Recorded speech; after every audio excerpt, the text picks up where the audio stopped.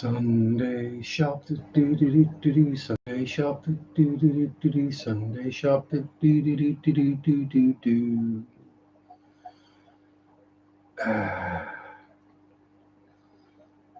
Hello, and welcome to what could be an interesting stream, as the clocks have changed, and I didn't get a very good night's sleep. Yeah. Yes, lots of caffeine required. So we shall see how we go tonight. Weirdly, it's an hour earlier, but it feels a couple of hours later. It's always this time of year which feels worse to me, rather than spring when you lose an hour's sleep. Yeah, this clock change messes me up more for a couple of days. In fact, it's gone back to being light in the mornings, and now it's pitch black by 5 in the afternoon, and which was an hour ago. So yeah. Anywho, oh, we have some peoples. We have 4 peopleage, and nobody seems to be chatting. Oh, what are you doing, you silly? Apologies, it's that time of the stream when all the swear word notifications come through, and for some reason it thinks I want to know what the world news is. That's just depressing. Nobody wants to know that. Go away.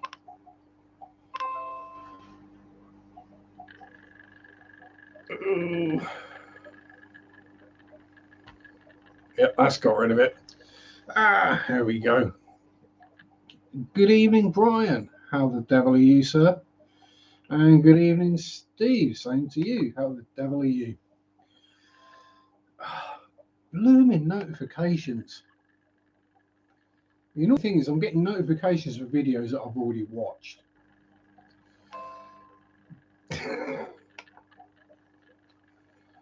And that's a notification that I'm live. I'm not even subscribed to myself. Oh, no. Is that everything? Are you all done? No. Oh, we've got to talk about Haley's crabs.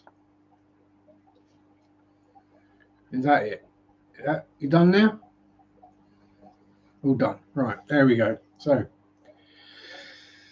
we went up to 4 and we're back down to 2. Ugh. Yeah, so lack of sleepies, but hey, we have caffeine, so that should keep things moving for a couple of hours. If I can get it open, that is. So, as we normally talk about at the start of the stream,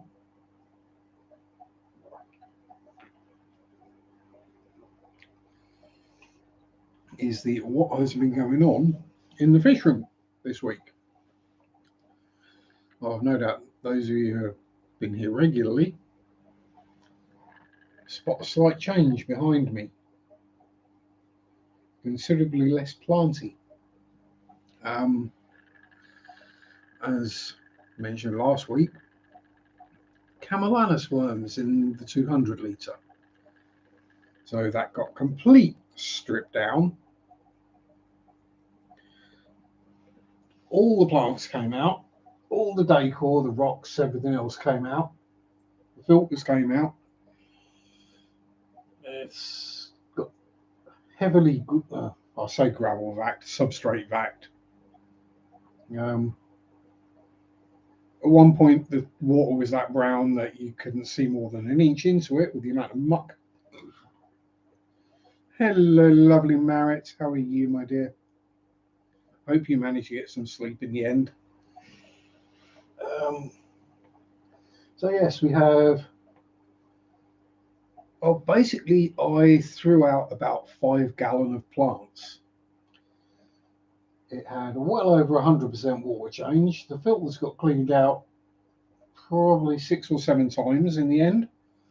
And all throughout, there was a certain bristlenose who stayed put in his cave, which you probably can't see because it's right back there.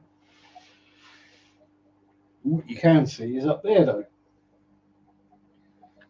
Because he stayed in his cave all that time with all that going on, wafting away, and so we got another batch of bristlenoses. I did it because of the Camellanus worms, Marriott. Yes, I did use the Isha NDX, the levamisole, which will paralyze or kill whatever. But the complete nuke deep clean is peace of mind for me that I've got rid of them. I mean, to the fact that all the water that went down the sink, because none of it went on the garden, everything that went down the sink got bleached. And the plants that I didn't reuse, they all got bleached as well. And then they got put in the garden waste bin, which will go to be compost.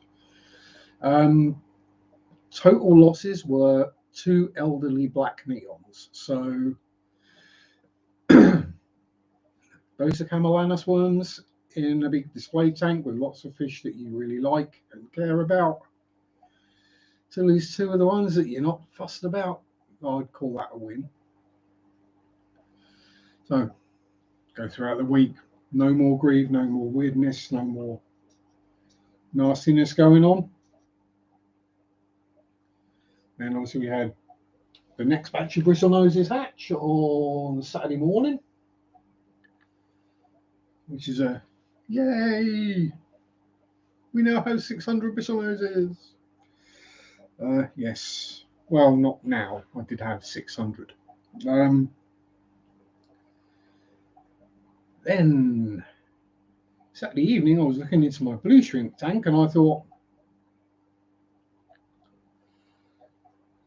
I'm no expert.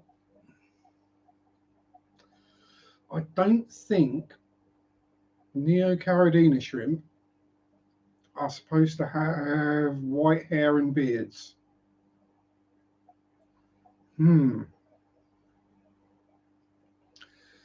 Hello, Ricky. How are you? Staying safe, I hope. Howdy, G. It's S. And still in ya. Is still in ya.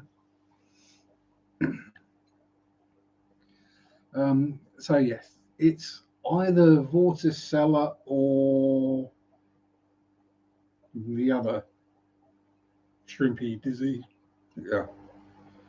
Thank you very much, Ricky. That's more than enough. Yeah, that's what's the other one? My mind is on the Salmonella, but it's not that. The Japonica one. So we got that now in the blue shrimp tank. Thankfully, that's an easier fix than that one because that's 200 litres. The blue shrimp tank is 15 litres. I can deal with that. I'll do basically the same thing. Strip down, degunk, clean out. I'm going to replace the substrate as well, which I got a couple of bags of black sand today. I was looking for larger bags, but nobody had them. And we also got some Fluball Cycle because the 375 millimeter was basically the same price as the 125 milliliter. Yeah, and a third of the price of the 500 milliliter. Anywho, so yeah, that's what we got today. So yeah, that'll be a complete pull everything out of the tank, new substrate. I'll probably even keep the wood and the rocks and everything that's already in there out. Switch out the filter, refill it, and treat the shrimp with a salt dip. So I watched a couple of videos on it last night. It seems fairly simple enough to do. 15 grams of salt per half litre of water. Dunk the shrimp for about 20 seconds, then put them into fresh water. And as you watch one of the videos I watched, you see the guy puts the shrimp in, and then you literally see the parasites dropping off. Yeah, you see them all just dropping off the shrimp. So hopefully we can fix that relatively easily.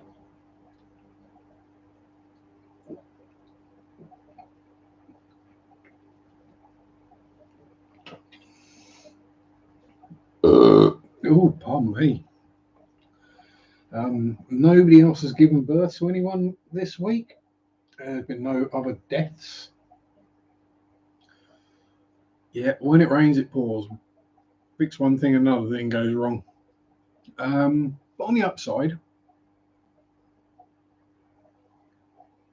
I now have 50 less bristlenoses, 50 less cherry shrimp, and 20 less ramshorn snails, and £135 in my wallet. So, you know, not a bad day.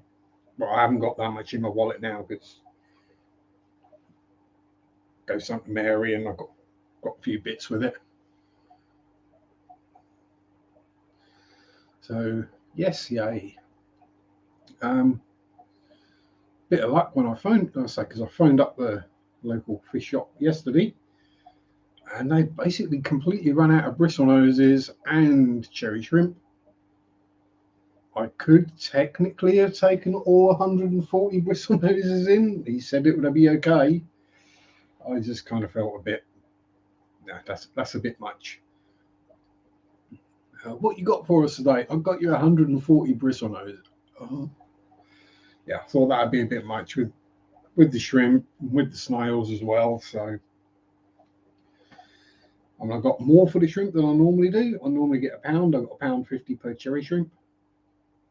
And quite surprisingly, I've got 50p per snail as well. So that's a result. Evening, Danny boy. Heading out to get the big human fry from work. They're not fry when they're going to work, Danny boy. And Undertaker, oh no, oh, poor putty cat. Oh,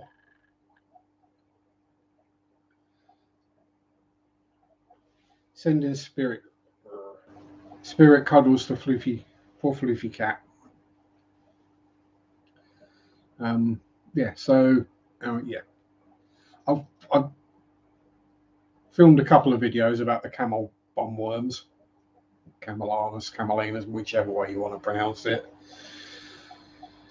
and I'll do the same with what I'm looking at is Vorticella in the shrimp tank.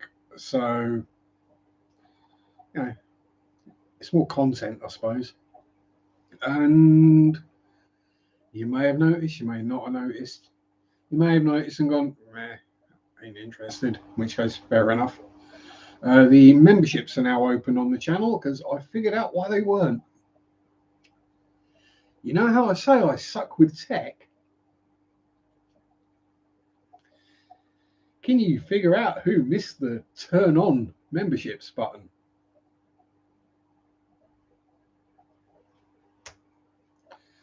Yeah. Although, in all honesty, you go down the list, the things you got to do to get it all turned on, blah, blah, blah. You're going down the page, ticking boxes, filling in little things, doing stuff. And you get to the bottom and it says done. And the turn on is at the top right of the screen. You have to scroll right back up to the top of the page and there it is. Yeah. And then I was thinking, well, maybe it's because I haven't done the emojis. So I've sneaked some emojis in there so any members can do little emoji thingies. Nothing special. And trust me, I did it the easiest way possible. If I can manage it, anyone can. So yeah. Then that's when I spotted the button that said turn off. Well, I wonder if I press that. click. Membership's available. Is that all I had to do? I've been putting that off for a couple of weeks because I was like, oh God, this is going to be a nightmare to do. But anyway, yeah, so 50p a snail, 1 centimetre size or larger. I'm not going to complain about that. So it didn't cost me a huge much more to buy the adults.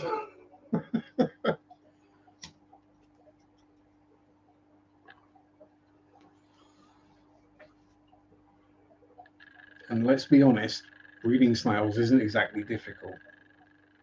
It's literally a bit of a water change once a week, and either chuck in an algae wafer or just some fruit, or well, not fruit, but veg offcuts.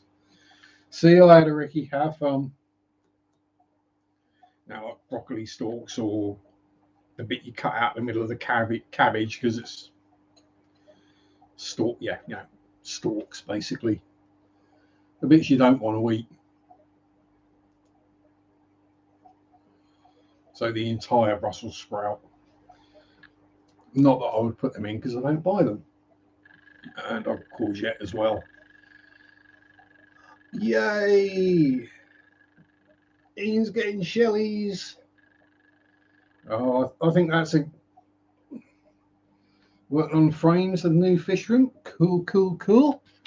As Ian's getting shellies today, let's look at some. And they call it Shelly Dwelly. There's some adults.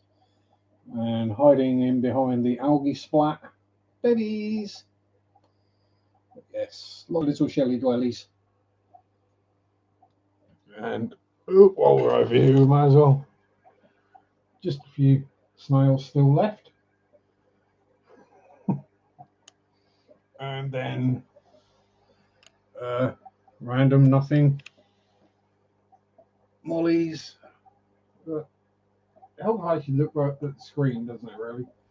So mollies, empty, and the cyanobacteria is dying off on its own.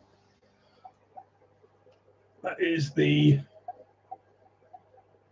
wrong way, that way. Oh, God. I'm doing it all back to front and left to right. Here we go.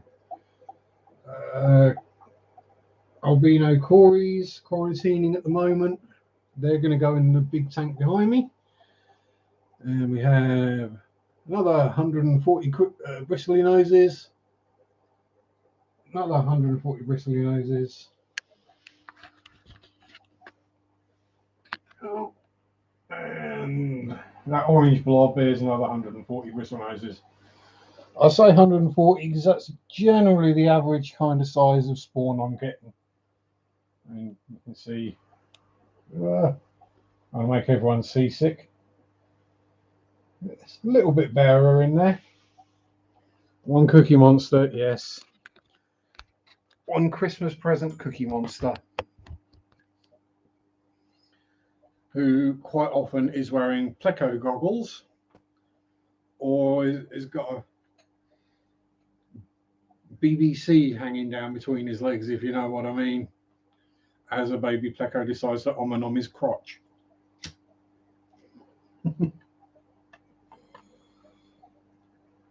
One of these days I'll remember to get a picture, take a photo of that, or do an actual short. Cookie Monster has BBC. That'll get a lot of views. Oh, what's your ritual, mate? Ritual. That rings a bell. If we're talking horror movie, I think I may have seen that donkeys years ago. It's probably a remake.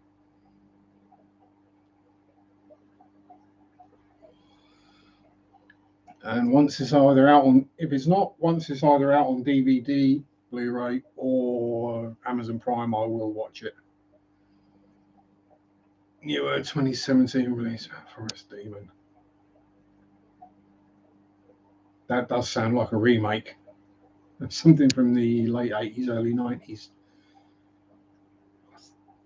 But yeah, I'll watch it.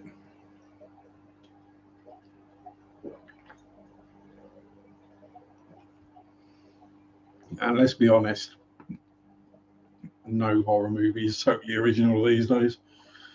They're all, yeah, always human fry and the teenage ones that need picked up from their first part-time job. Ah, well, yeah, part-time job, fair enough. Mind you, I'm only looking for a part-time job. Does that make me a human fry?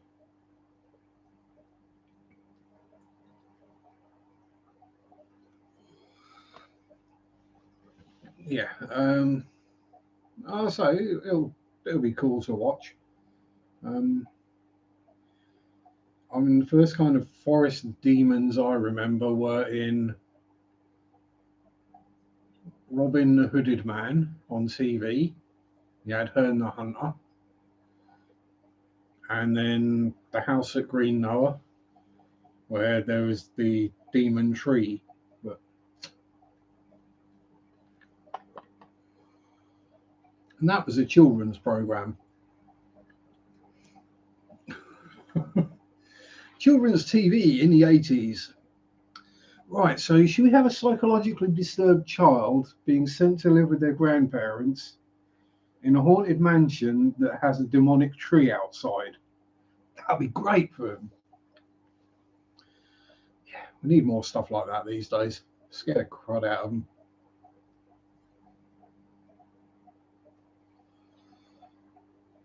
You know, there's definitely some kind of meeting going on in the Shelly tank.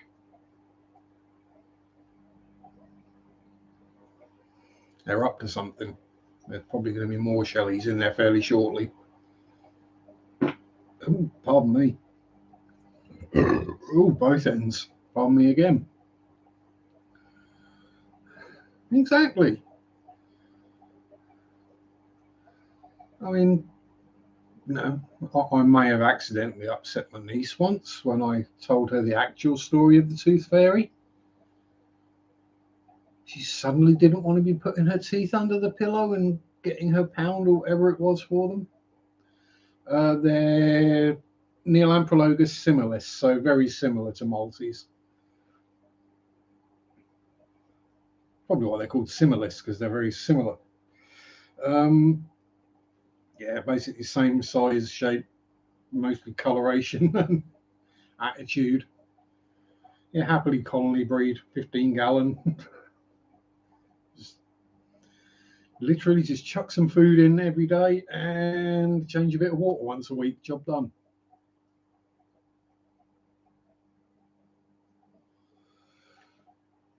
I say aquascaping by the fish themselves. I have had, other than stacking the rocks in there to start with, I've had no impact on the on the aquascape.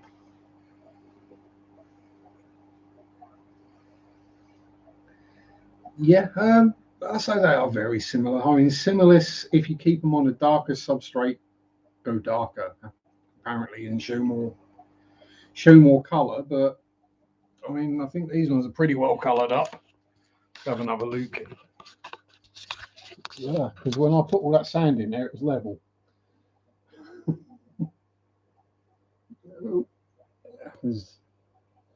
And the stripes are just because of LEDs and things working at the same frequencies. So as you can see, there's babies trundling around in there. A whole bunch of, well, they're not adult, but there's one down there who's got a kind of deformed nose on her. Looks like she's missing part of her top lip, but she's not. She's just a bit flat faced, bless. Well, she is a mother. Oh, I think a good chunk of the babies in there are hers, so yeah, they're cool fishies. To be honest, I don't think there's anything easier to look after. Yeah, Shelly's hate level. I'll say you a Shelly tank. To set up a Shelly tank, assuming you have hard water, of course, which is where I'm lucky, place some rocks in. Fill between rocks with sand. add jellies. Wake up next morning, see what your aquascape looks like. Oh yeah, sorry, I forgot to dump a bunch of escargot shells in there. You wouldn't think it the size of the fish, they can pick up an escargot shell and move it around the tank. They're endlessly entertaining to watch. They just, they don't attack and kill each other unless they get really overcrowded. Because at one point I had like 40 adults in there, which is a bit much for a 15-gallon. And yeah, they did start attacking each other then, and Undertaker's playing Granny too. But yeah, so hardy, friendly, fun, endlessly entertaining to watch. You never know what kind of skate you're going to have in the morning. All the lava rock that is in there was originally underneath the sand. And if you give them a good 2 or 3 inches of sand, they'll do what they're going to do. And then you get the anaerobic bacteria starts up underneath the sand as well. So that tank runs at 0 nitrates, despite the fact that there's no plants in it whatsoever. Literally, I do the water changes just to put minerals back into the water. Oh, gold. Oh, look what the cat dragged in. Howdy, Skipper. How you doing, my friend? Welcome aboard to probably the weekend's only non-aqua sheller stream.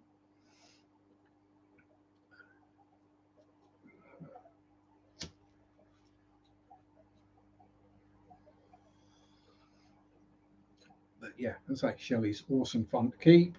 If you put some trumpet snails in there as well, you then get to see Shelley's playing trumpet. Because they will pick up, if the trumpet snail gets too close to their home shell, they pick it up by the pointy end and just carry it the other side of the tank and then throw it away. So literally they're swimming around with what looks like bugles sticking out of their mouth. May still stream at 6 Eastern. Haven't decided yet what's 6 Eastern. Oh, it's 4 hours difference, so that's 10 p.m. here at the moment. And there's a Kenster. Hello, Kenny. How the devil are you, sir?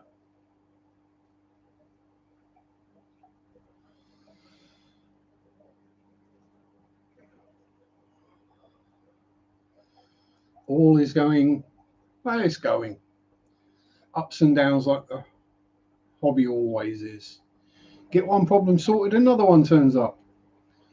Got soft water, so using cichlid sand that buffers pH up, and tang salt to buffer the water too. There's the degenerate fish keeper. Howdy, Jason. How are you? It's all right. Discus addiction ain't here. You ain't got what. Mind you, typing it you're okay with. You just can't say it. You can type it, you can't say it.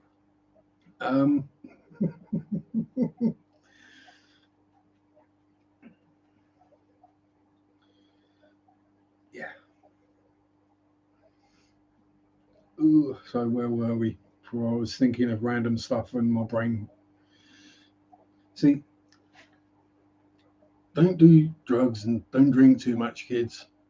Because otherwise, by the time you get to your mid-40s, your short-term memory is god awful. I can't remember what I was talking about 2 minutes ago. Not even that long ago. I was saying Shelley's weirdness, randomness, treating shrimp. Yeah, stuffs. So part of the plan today was to go visit the haunted church again. Optimization, that's an easy one to pronunciate.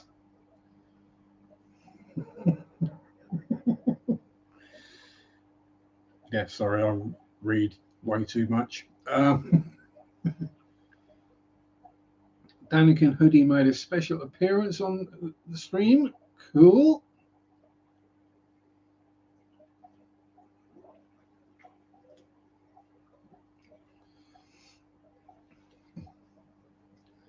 And today we just have the fish tank t-shirt. Covers both my hobbies in one. And I'm going to actually have to check to see if that, because if that is not like copyrighted, or I can adjust it somewhat and lose the copyright, I think that would be a fairly cool channel logo. Although I may not have the tank barrel pointing up the fish's butt.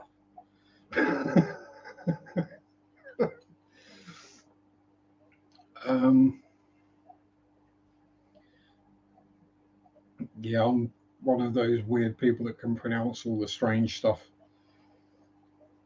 then messes up the easy words. I have to leave it as is.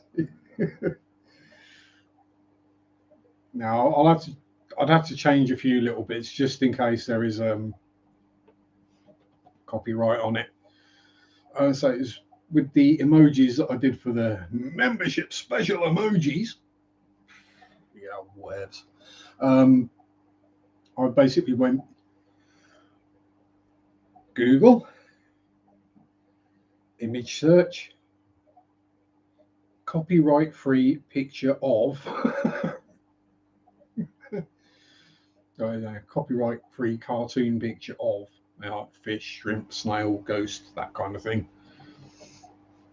And then when I was cropping those down to one by one, I then made some slight alterations, which means they're not copyrighted anymore, even if they were.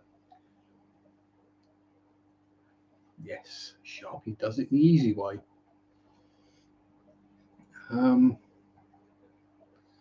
Oh, Kenny's got a surprise. Can we have a sneaky peeky, sneaky guessy, as it were?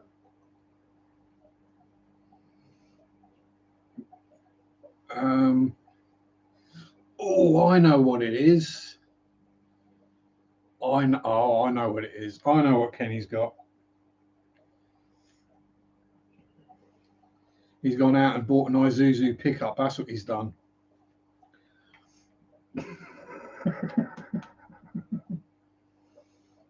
Let's put $45 on the Vikings.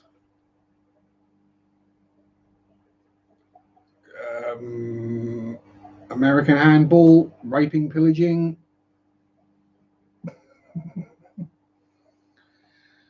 Roller derby. So I'm not that bad. I know who the Minnesota Vikings are. Oh, and we're not alone. It is that day of the year when the veil between realities is thinnest, or whatever they like to say. You won't have seen him, but I just did out the corner of my eye.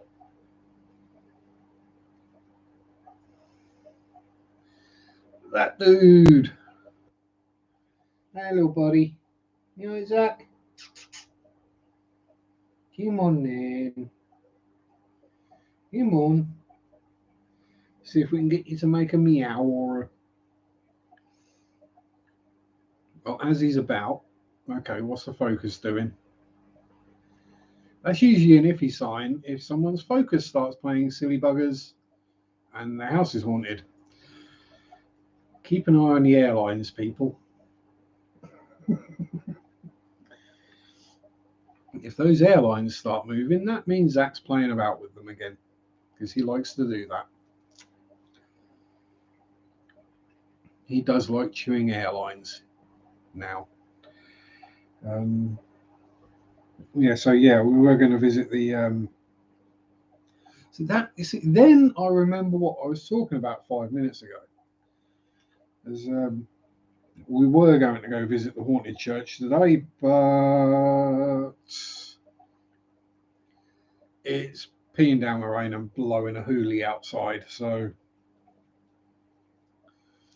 neither of us really fancied wandering around an abandoned churchyard in the blowing wind and the pouring rain, getting all soggy and damp and moist and muddy.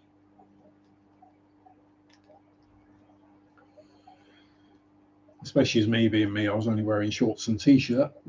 So, that can wait for another week before we go back and say hello to Wilfred and Reverend Boys and Helen Boys. Ooh. And see if we can make further contact with the man who was run over on the road. Not quite such a friendly and happy spirit, that one.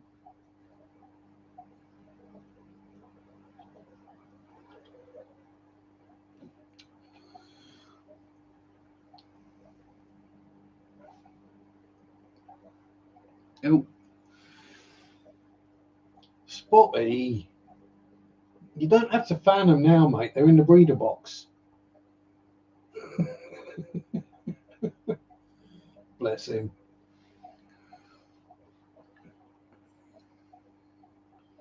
They make rude comments. No, they don't. Wilfred was 11 when he passed in 1919. And the boys, surname Boys, Boys. I think it was 1760 and 1761, the dates on their graves.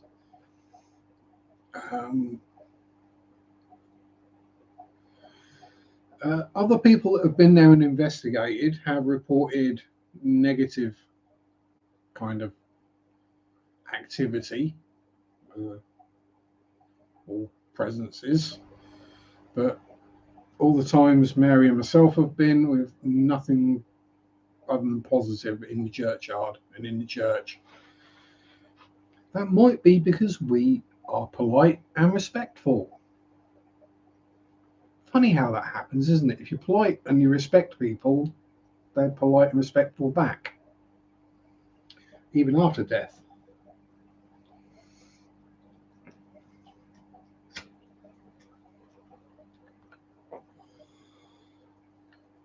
So, yeah, but as I say, I mean, as most of you know, I share a house with a ghost cat and a shadow person, and nothing bad there at all either.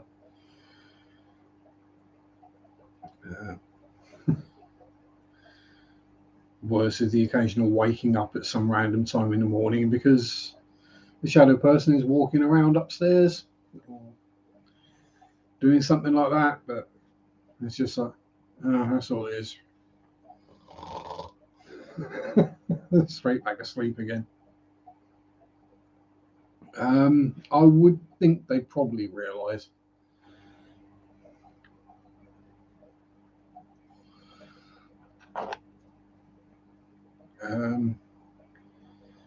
I mean, bearing in mind they're all haunting the places that have got their gravestones in them. So Reverend Boys and his wife Helen are both buried in the altar of the church, or the altar end. 1760 and 1761, and the stones are still perfectly readable. And young Wilfred actually led us to his grave. Weird as it sounds,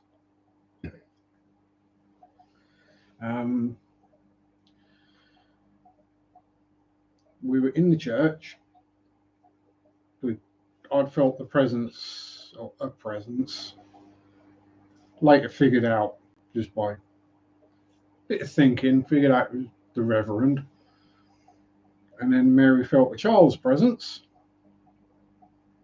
where she felt something around her legs. And then we stayed around a bit and we went outside and she felt something take her hand. I'm not actually feeling like someone's grabbing your hand. It was just like someone was holding her hand and leading her. And we were led to a gravestone, and that's where we found. Well, we didn't actually. No, we found the grave. We got led to that grave, and it was later that evening when Mary did some research into the graves, who's buried at that church, and where. And she found out it was young Wilfred Barber. Born 1908, died 1919. And she's doing the research still into the family, and I think she's managed to go back as far as the 1600s on the family.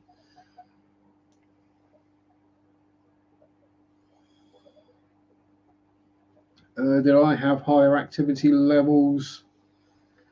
Not that I noticed. But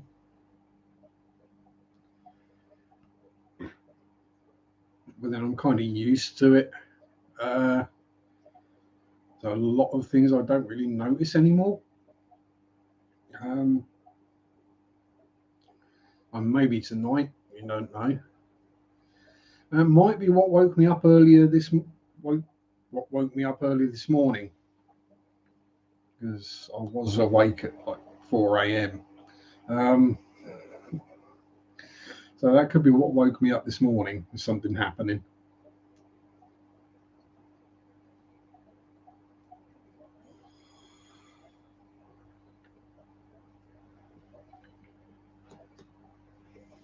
I woke up, dragged myself into the armchair, rolled a ciggy, picked up my tablet. Pam's live. Click.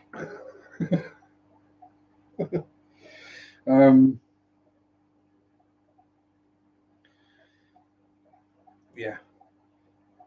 Actually, fishy type question, as we got some more experienced fish keepers than I. Also, don't be surprised if these tanks will turn the lights off in about a quarter of an hour. I'll turn them back on, don't worry. And there you were, Marriott, indeed. Two insomniacs.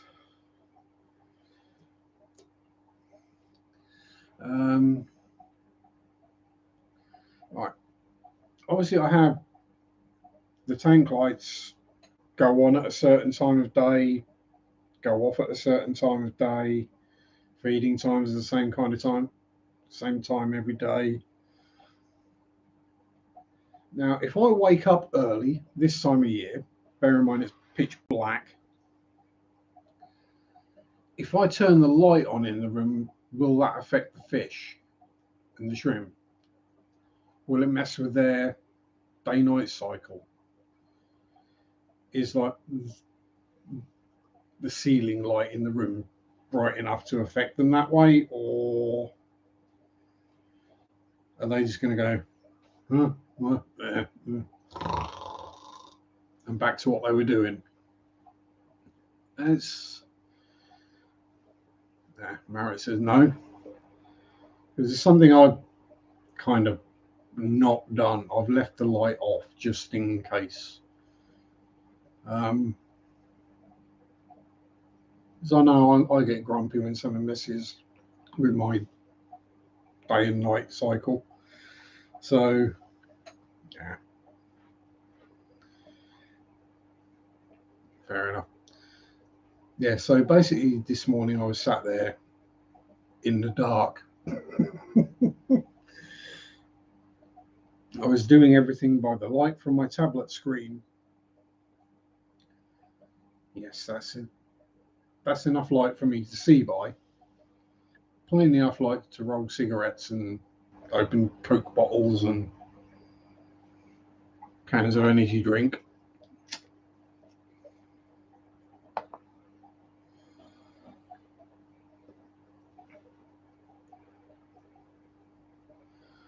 I would come and see if I have food. Once again, I don't. They don't get that. Fair enough. So I'm basically just being tight then by not putting the light on. Says the guy with all the lights on at the moment, just to try and make it a bit brighter. Because with it being pitch black dark outside now, if I didn't have the lights on, it'd look like a horror movie. Well, if I didn't have like the light just up there on and the kitchen light on, the only light would be coming from behind me. So I'd be in complete shadow. That might work for telling a horror story, I suppose.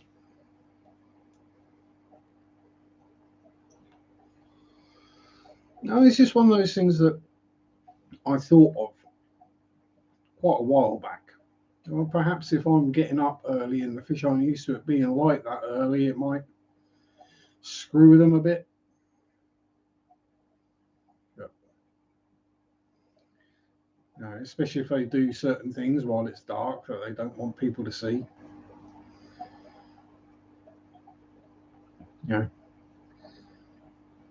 Suddenly turn the light on and put them off. We don't want to give someone blue balls, do we? Marret. Oh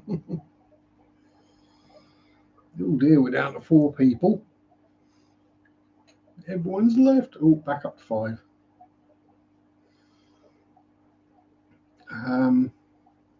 Yeah.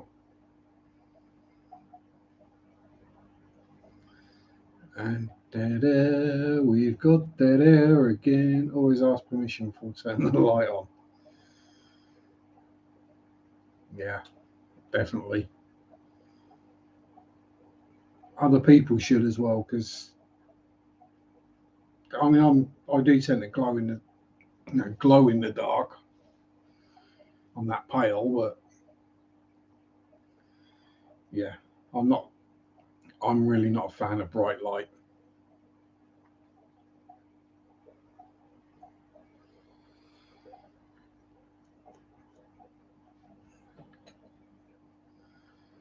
And if I went to a big marine store with lots of coral tanks and all the actinic lights,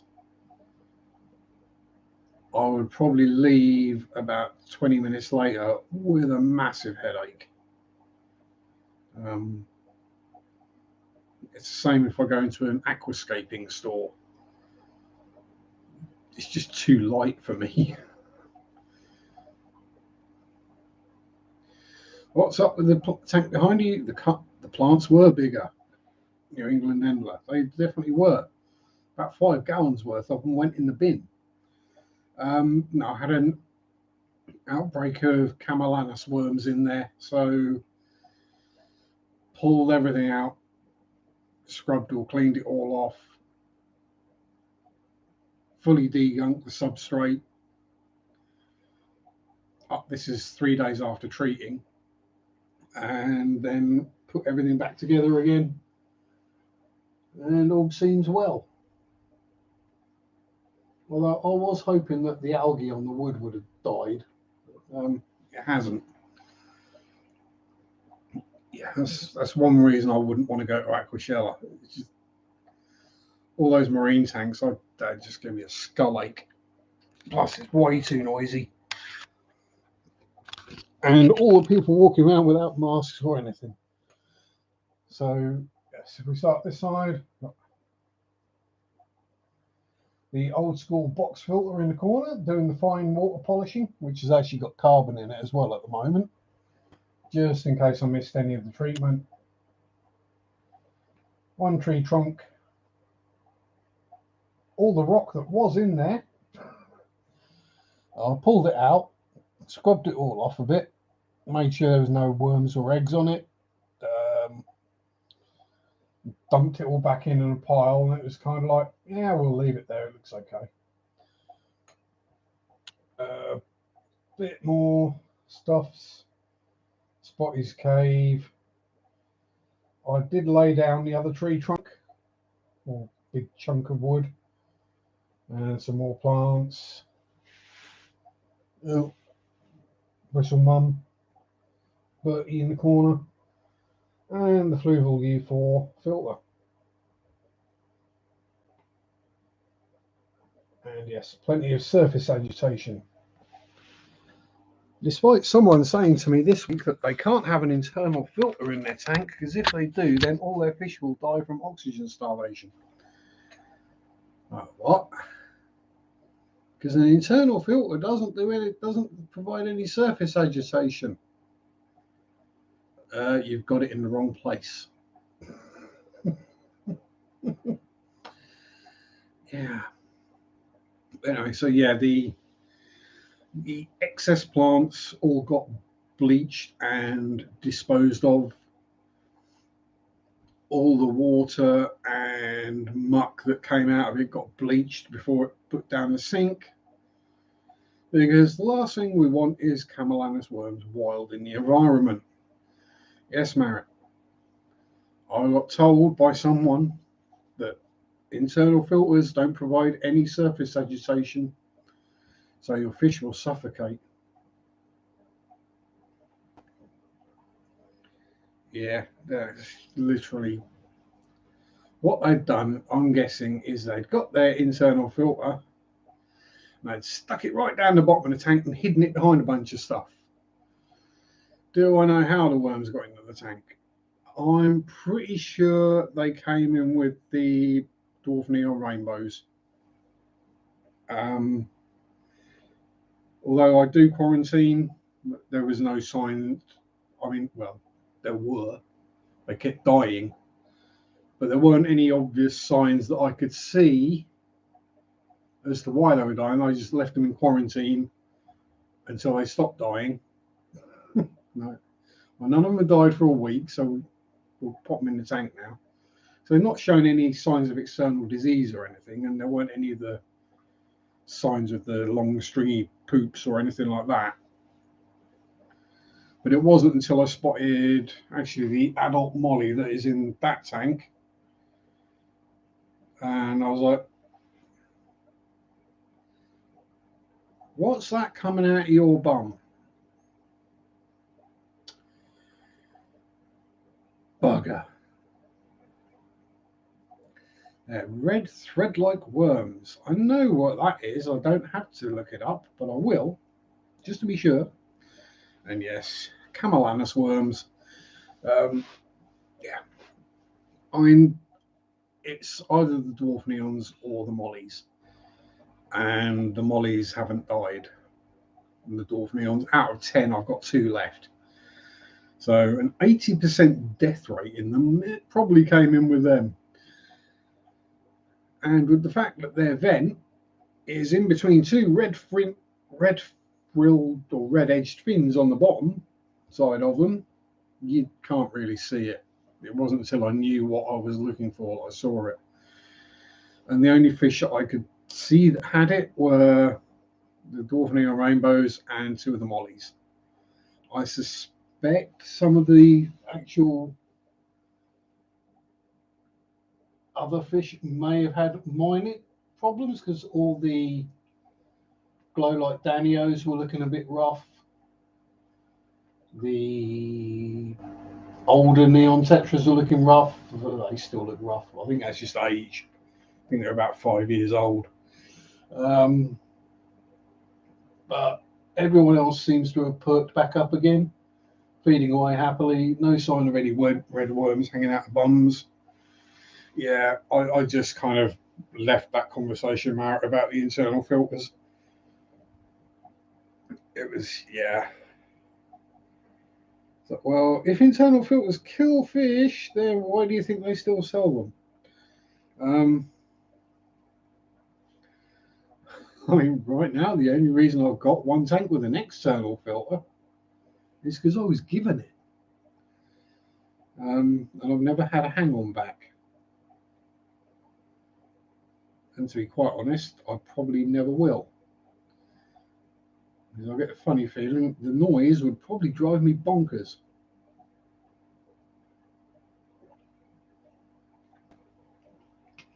Now, hearing air bubbles or the occasional slight hum from an air pump, that's one thing. But hearing water running constantly, I wouldn't be able to deal with that. Nope. I mean, when the filters that are down there in the pleco tank, when they get blocked and the water comes over the top of the sponge rather than through it, I have to clean them out straight away because otherwise the noise just does me head in completely. It's like constantly like, what's leaking. I'll watch something and it'll be a bit louder, so I won't be able to hear that, and then it'll go quiet and I've got a tank leaking. Yeah, that kind of thing. Well, as I say, fish book groups are interesting places to find people who either believe some really weird stuff,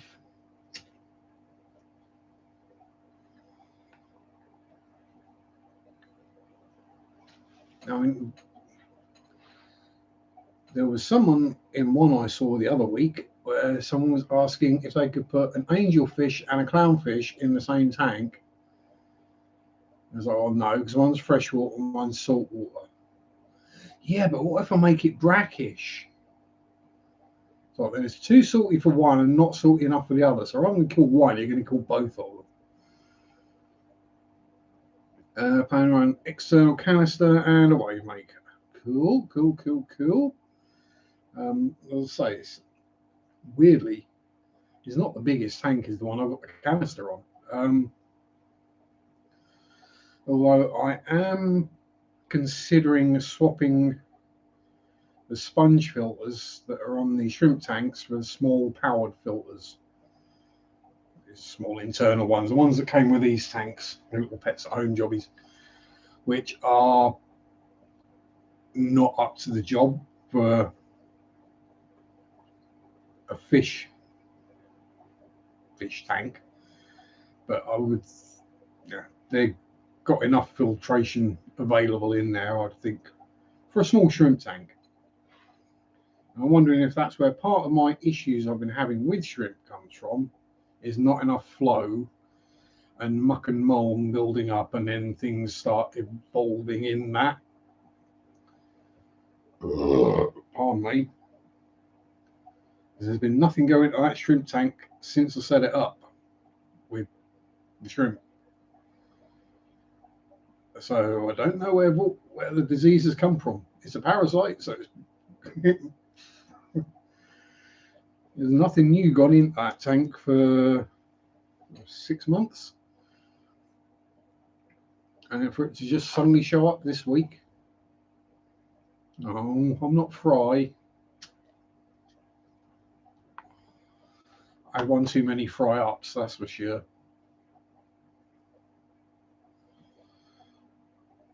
And I have got, not necessarily a wave maker, but I've got a little pump somewhere. Actually, I'm wondering if I could fudge that and attach that to a sponge filter.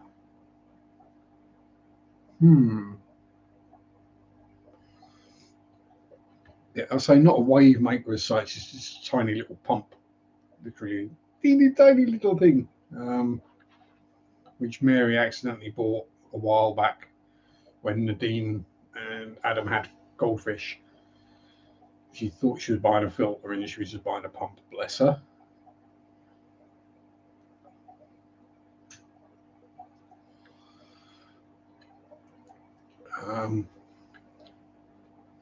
So yeah, I might try and go with extra flow in the shrimp tank. See if that helps. That and remove some of the. I mean, let's be honest, it's a 15-litre tank and it's got about 5 litres worth of Anubias in there, so.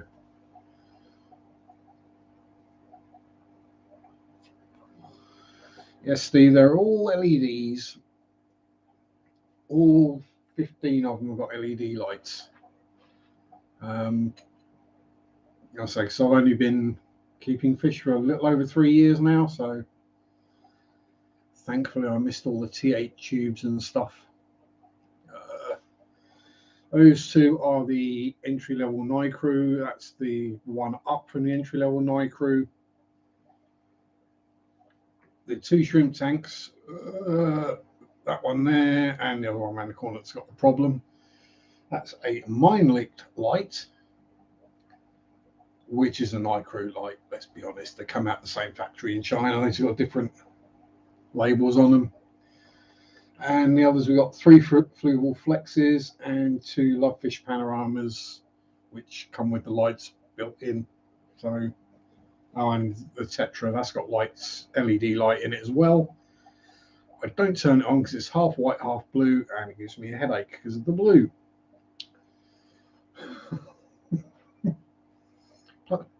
Plus, bristlenose plecos under blue light just don't work.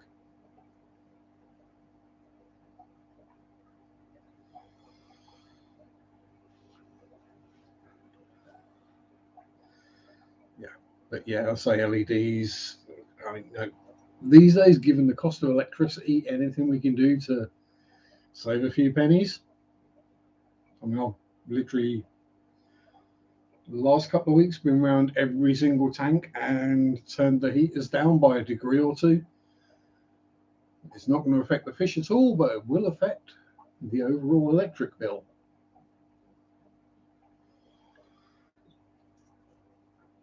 And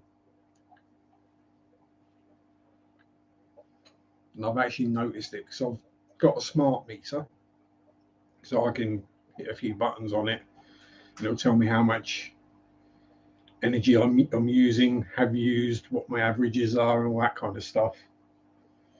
And since turning them down, my average has gone down by a penny an hour, which doesn't, no, it's not a lot. It's 24p a day, but you multiply by that by 7, then, or you multiply that by 30, and 24p times 30, you know, over 3 months, over a year, you know, it adds up. Just put a Higer or Higger dimmable LED light for the tank and all the equipment before setting up. It's going to build a hood for it. I've heard good things about the Higgers. I think they also come out of the same factory as the Nycrews. I may be wrong, but I've got a funny feeling they are.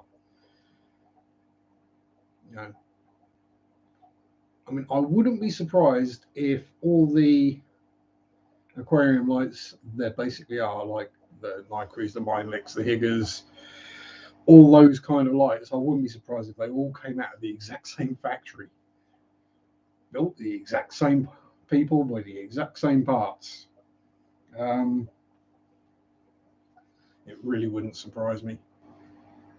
It's I don't think the Fluval ones are, but they're made in China, so you might find the Fluval lights come out of the same factory as well. And the only ones I can think of that probably don't are Kessel and Tuna Sun. And that's because Kessel make their own LEDs. And I think Tuna Sun do as well. No, I think Tuna Sun buy their LEDs from Kessel. It's one of those weird things.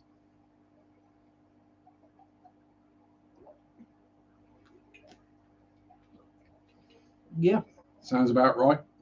I think that's about what that one was. Um, uh, 3 and a bit. That's a 1 meter tank, I think. So, yeah, it's probably a 3 foot tank, a little over. It's probably the same length light. So let's be honest. Yeah, I'll say it's unless you really want to grow the high light requirement plants, you know, the high tech using CO2 and everything. You don't need anything super expensive.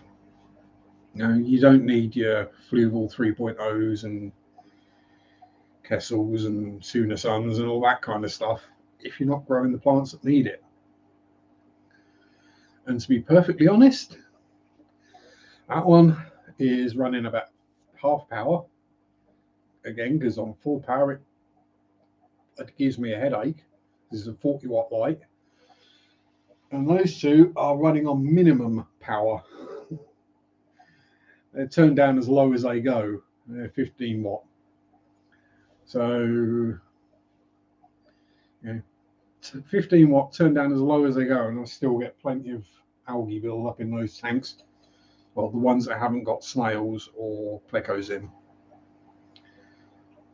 Got one on eBay and Nycrew lights for years, no bother. Exactly.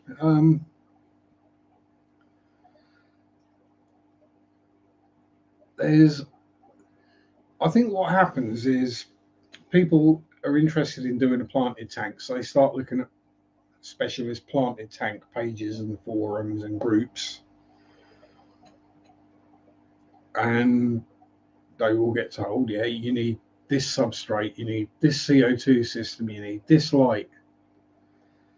And if all you want to grow is some Anubias and crits, that's probably going to kill them. Watch MD fish tanks. Yeah, I know MD. Yeah, as I say, it all depends on the plants and the lights. You know, the plant's light requirements. The more light you have, the more algae you grow. Let's put it that way. So unless you've got enough plants in there growing fast enough to take up all the nutrients, so there's nothing for the algae to use to grow, you're just building an algae farm. And when I had the original kit light on this tank, I didn't have any algae. As soon as I put the new Night Crew light on there, it turned into an algae farm.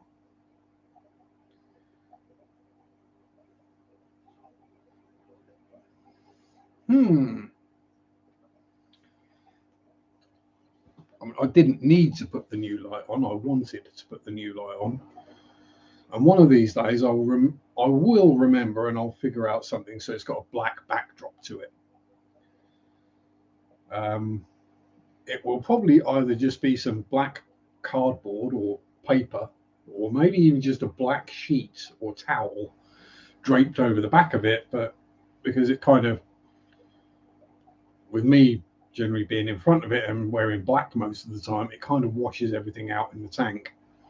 Whereas if it was black behind the tank rather than a white wall, I think it'd probably look a lot better.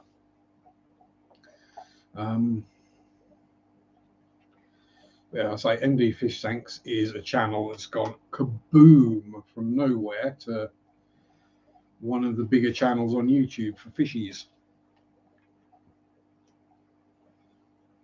And he likes cribs, so you know.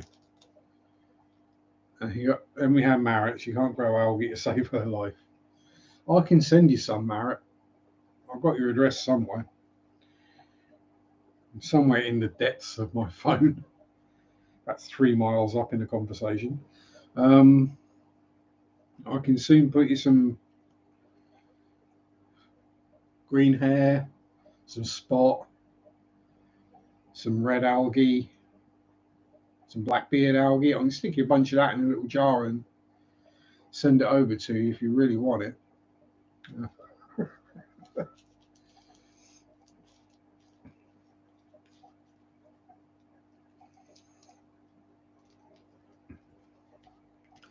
But you have a lot of plants in your tanks and not a lot of fishies.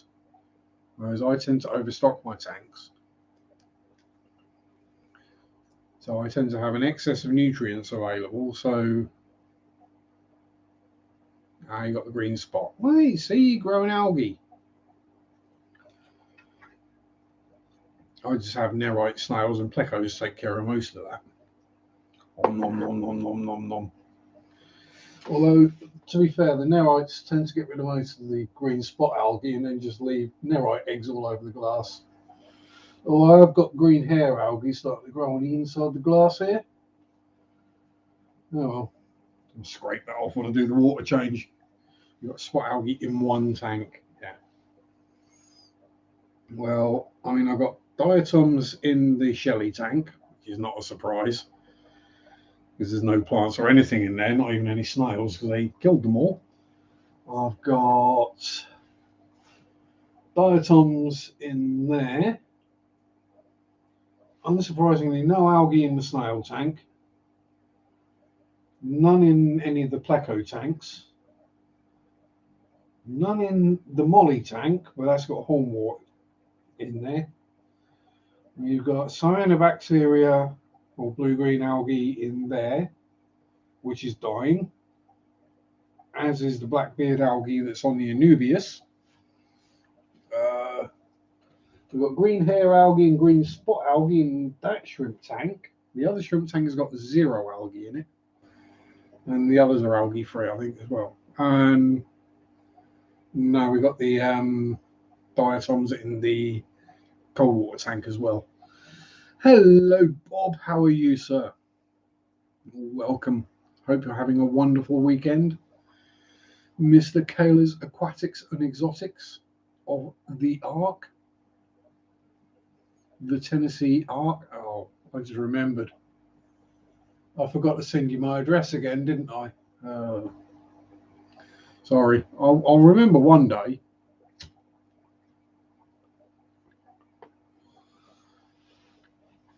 That's the reason it took me so long to get my blooming COVID jab, is I just kept forgetting. Now, I'd forget until like a Sunday when it was shut, or like 7 or 8 o'clock at night when it was shut. When I finally remembered in the day, they were like, first jab? They were all expecting me to be there for my booster top up. I'm like, no, I'm here for my first. Yeah, it's not because I disagree with it or anything, or I don't want it. It is I just keep forgetting because I'm old and crap. I did way too many interesting substances when I was younger.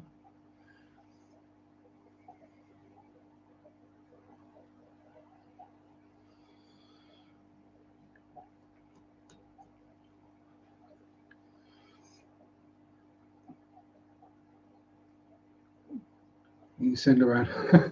Yeah, the thing is, Bob, you need to know the address to know where to send the rep.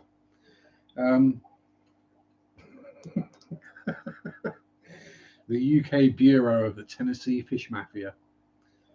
Yes.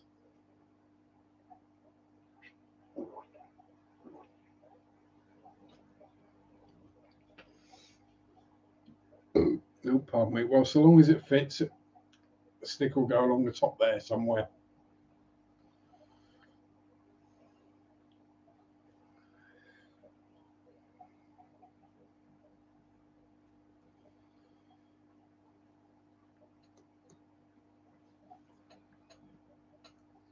And for those who may not have been here earlier, much as I hate, well, hate is too strong a word, dislike,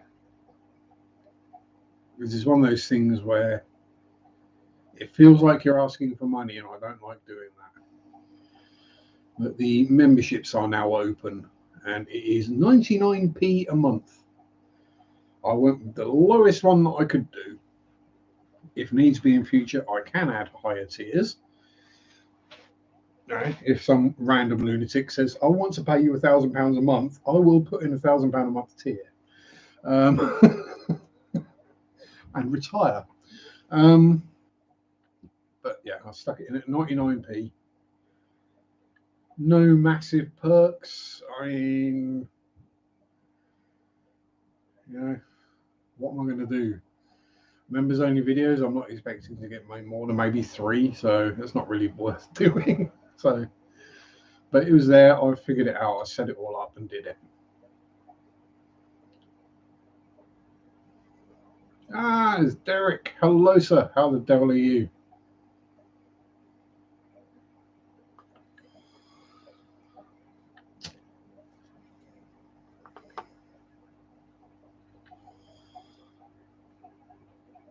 Yes. And a wild Graham appeared. Hello, Graham of Aquarium Adventures fame. How the devil are you, sir? Hope all is well and you're not being overrun with children knocking at the door asking for sweets or throwing eggs at your house.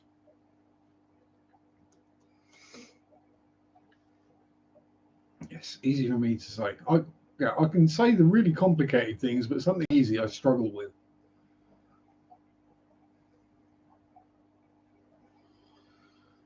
And things like pneumoniofolio mechanicoliosis I can say quite happily, but obviously I have problems with aquarium adventures. Yeah.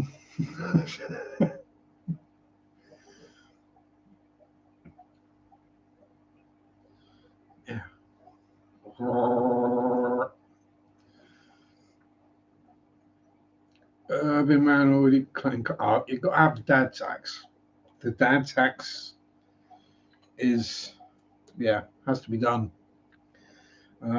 I haven't had anyone knocking at all, but that's because I've got no pumpkins out, and the last time I did, I scared the crap out of everyone, so they don't come anymore.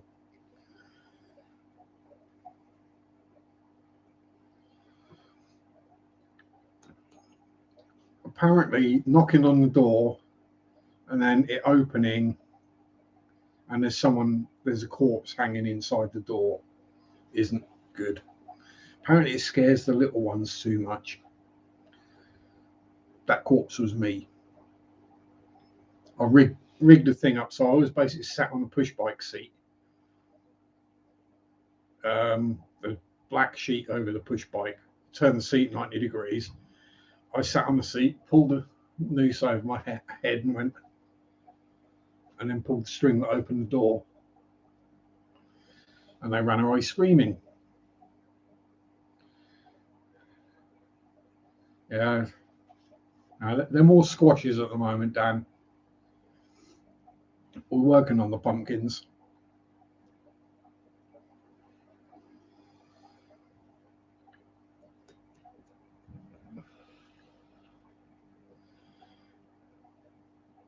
And yeah, then the times I have gone out in fancy dress for things,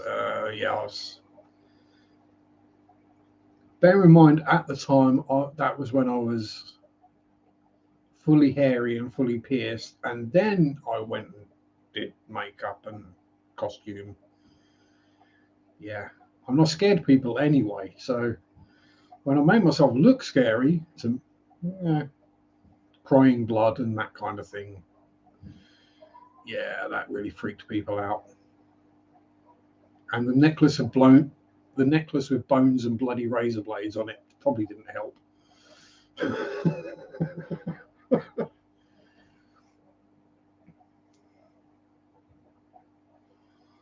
Answer the door dressed as Sloth from the Goonies. Orchid had a heart attack. Took the mask off and finished him off. Did you open the door and go, "Hey, you guys"? Come on, you had to.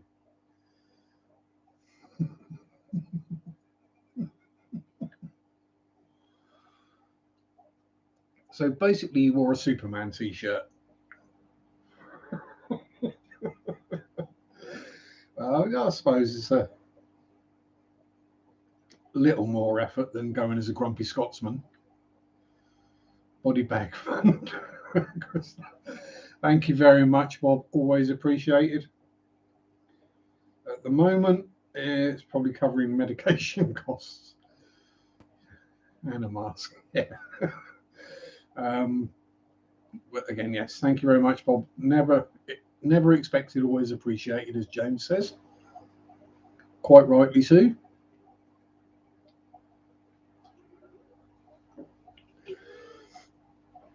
I shall add to the fund. Galoshians. I'm assuming it's Galoshians, not Galashans or Galushans. Galoshians does sound fairly Ouija.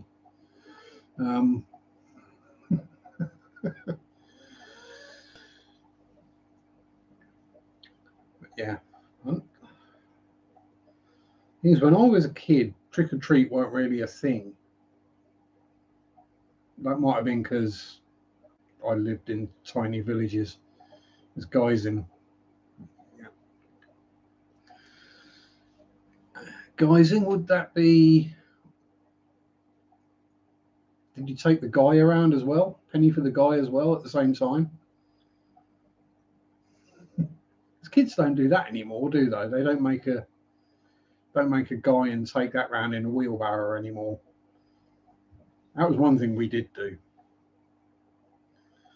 Knocking on doors. Penny for the guy. Penny for the guy.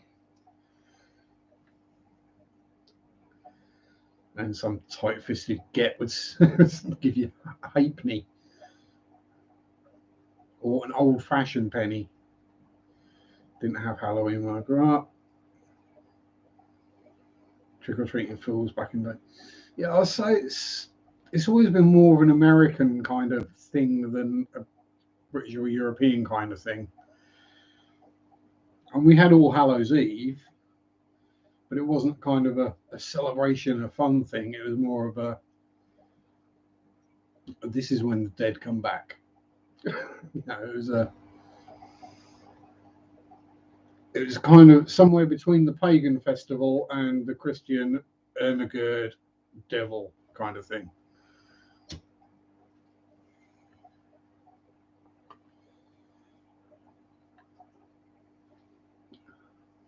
Yes, it's a weird one to get your head around as a celebration. I love the idea of Day of the Dead, Dia de los Muertos. And that's a great idea. It's a celebration of the dead rather than a being scared of them. Willie Mack, hello, sir. Greetings and salutations, my dear friend.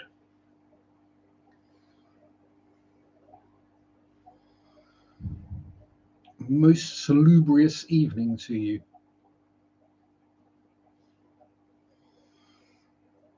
Actually, there is something I missed from not that long ago about this time of year. Back with the clocks changing, I didn't have to do anything. So I didn't actually have to remember that the clocks changed. The only one that didn't is my watch. Pardon me. And that would have taken until the first time I put it on, went, huh, what? To realise. Because everything does it automatically now. So you really don't kind of even notice that anything's happened. You're not going around changing all the clocks in the house before you go to bed. Or at least, like your alarm clock. So at least one clock's right in the morning when you wake up. Yes. It kind of made it more, I don't know, more official. Yeah. Got that annoying hair in the nose that us gentlemen of a certain age are fully familiar with. There's a Halloween celebration at Town Square, no trick-or-treaters.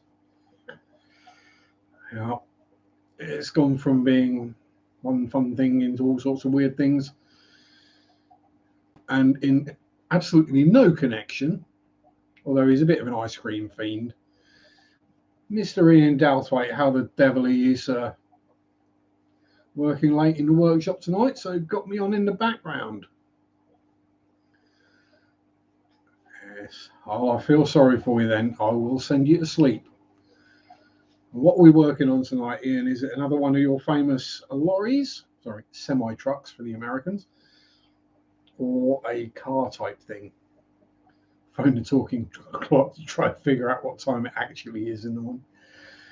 Is there still a talking clock to phone? Oh, man. Yeah.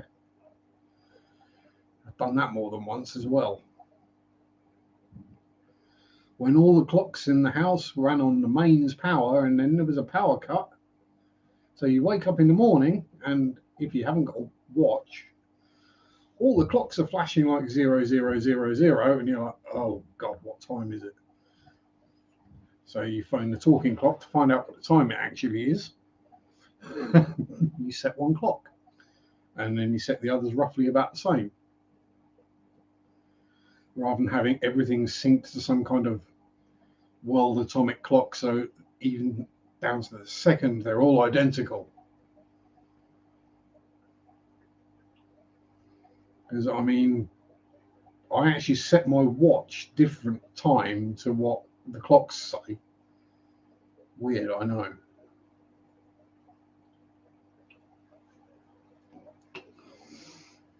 That's because I generally only wear a watch when I'm at work. And I would set my watch to the exact same time as the works clock machine for clocking in and out. So I would never be late or too early. Because once you're out of work, it doesn't really matter whether it's 4:58 or 5:01. When you're at work, those 3 minutes can make a big difference. There is still a talking clock. Just try it. Oh dear, what are people going nuts about, Marriott? You haven't got another random shooter or something going on, have you, in Oslo?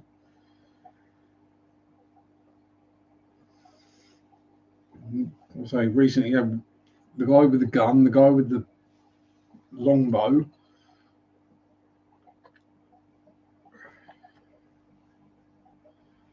I'm not going to talk anything else up because if I say it, it'll probably be true. Good talking clock. At the third beep, the time will be 19:26 and 54 seconds, or whatever it happened to be. The most hallowed night. Yes, it is most hallowed.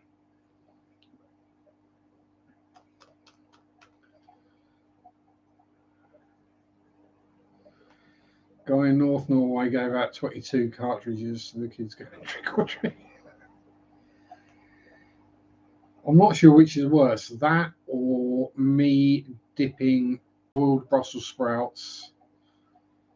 Well, what I did, boiled Brussels sprouts and not hot, but chilies onto the little lollipop sticks, dip them in melted chocolate, then wrap them with like lolly wrappers, and then hand those out to the kiddies.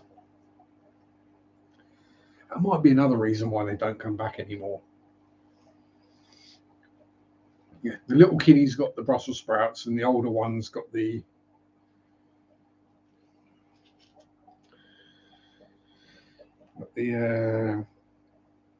chilies on a stick. If the lady knows the time, why does she need a beep? Yes, exactly. I mean, back in the day, that was probably the equivalent of being the voice of the sat nav. You know, someone literally sat there for an entire day recording all those times. Because obviously it's now spliced together digitally. But back then, it wasn't. Someone picks up the phone and goes, "It's 28 minutes past 7, dumbass." Click. I mean, I've had worse jobs. But these days, so it will literally be someone's gone, at the third beep, it will be, and they've gone 1, 2, 3, 4, 5. I've literally sat there and recorded them all, and then it automatically digitally splices it together. But yeah, it's like the sat navs where someone's had to literally sit there in front of the microphone with the complete script and go, in 800 yards, in 600 yards, in 400 yards, in 200 yards, in 100 yards, in 1 kilometer, in 800 meters, in 700 meters. Turn left, turn right, bear left, bear right.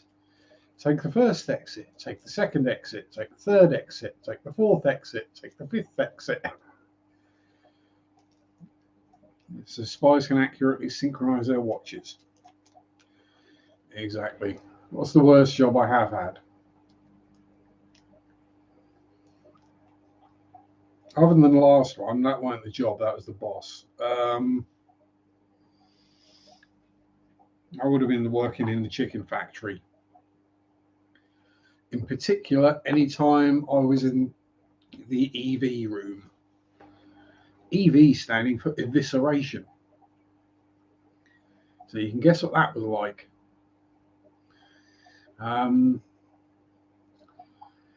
Yes. When you've got anywhere up to 10,000 chickens an hour going past you, and you've got to gut them all, or do whichever bit of the gutting your job is. Whenever you buy a chicken, bear in mind there's at least half a dozen people who've had their hands inside it. Um,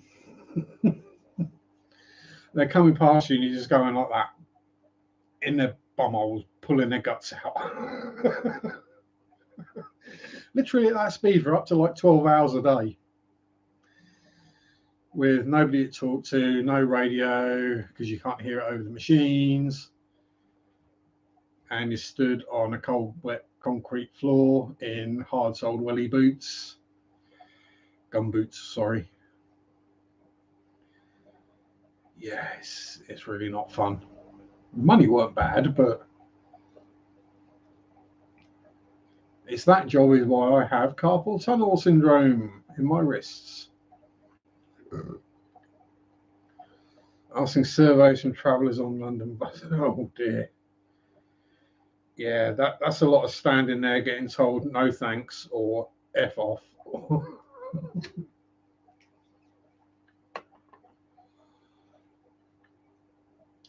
I mean, if you didn't have to get like names and addresses and stuff on those down, it'd be just as easy to just fill a bunch out yourself. Just go home. But yeah, I wouldn't want to do that either. I think I'd rather be back in the chicken factory.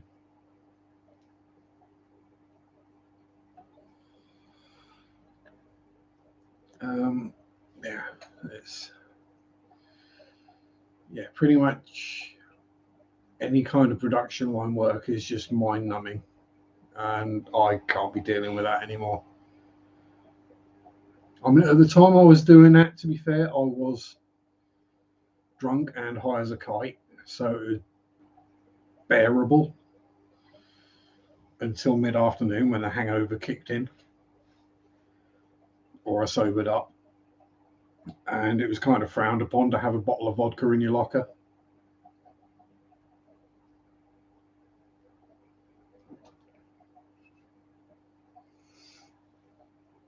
Most insufferable when it comes to trick or treat. Hey, the way I see it with trick or treat, they're asking trick or treat. And it's my job to provide them with a trick or a treat. I've just got a warped sense of humour, and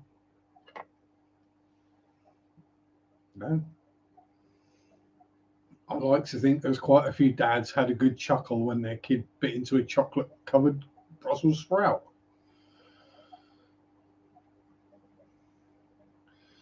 Night shift at a nursing home, allowing to go to school during the day and sleep in the evening. Yeah. Although I've got to say, I think the most boring thing I've ever done is school exams.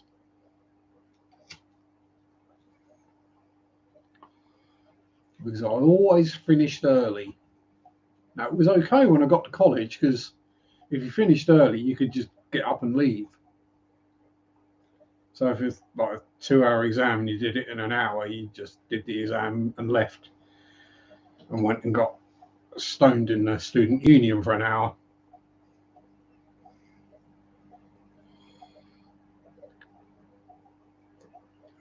Whereas at school, you had to sit there in silence until the exam was over. Oh God, that was mine. Oh, that was literally torture. Because you're not even allowed to have a piece of paper to scribble or draw on or doodle, or and mobile phones weren't a thing, and you certainly wouldn't have been allowed them in there anyway. You were allowed a pen, a pencil, and a pencil sharpener, and if it was maths, you were allowed a ruler, a protractor, and a calculator.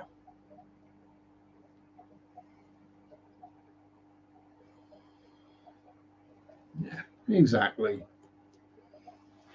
You got to have a laugh with these things.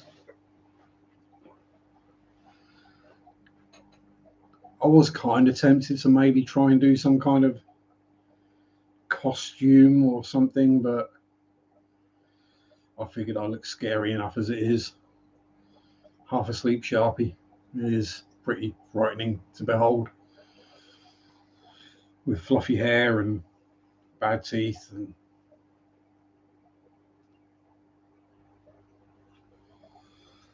Florida man, cigarette in his hand, which if anyone's heard the song will get the joke. And if you haven't, go to Stephen P. 2003 or Aquatics. Some very cool fishy songs on there.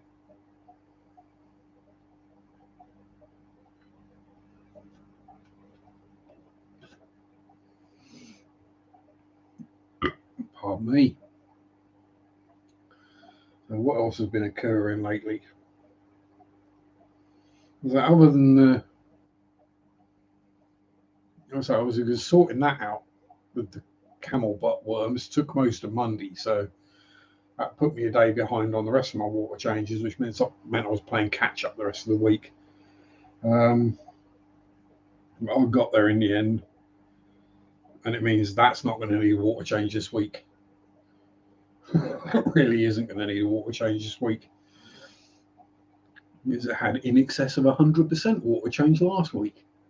So there ain't going to be a nitrate spike. It'll be the end of the week, it'll get treated, and then next Monday it'll get, pardon me, a damnably good clean out.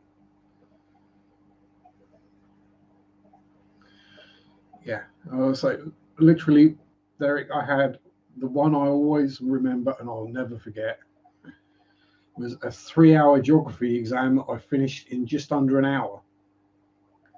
And I had to sit there in silence with nothing to do for 2 hours and not fall asleep. Because if you fell asleep and started snoring, you got ejected. And that doesn't mean you get ejected from the hall. That means your paper gets ejected as well. Yeah. There was more than one kid who did fall asleep and then had to resit the exam after on their own, which was going to be even more boring. Because at least for most of them, I got to stare at Julie Seaman's butt. But after a half hour or so, even a teenage boy can't be looking at that much longer. We were all sat in alphabetical order, so you knew exactly who you were going to be sitting behind or in front of. And there was more than once where someone went, "Oi, Sharpe, what was in your sandwiches for lunch?" And it'd be like, egg mayonnaise. Oh, for crying out loud. I've got to sit behind you for 2 bloody hours and you've been eating eggs again. Yep. That was the other trouble. Farting silently and then not sniggering about it. When you know the person behind you is getting a good waft of it. And they're trying not to gag or swear at you or throw something at you. They've got to keep silent and not do anything. Yeah, that was hard to keep a straight face.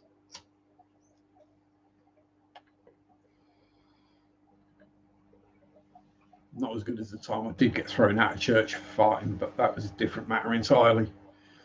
That was because I rattled the pew and then damn near wet myself laughing.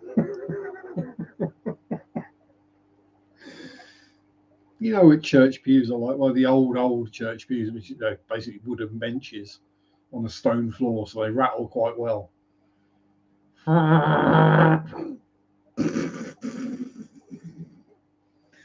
And of course, everyone in church just glares at you. It's obvious who it was, because you're the only one in there cracking up laughing while everyone else is looking disgusted.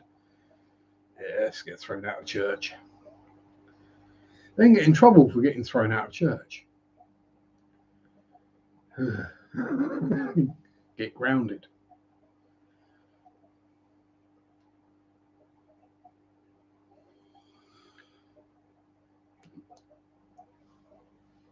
I did it in a school assembly as well, more than once. There was, well,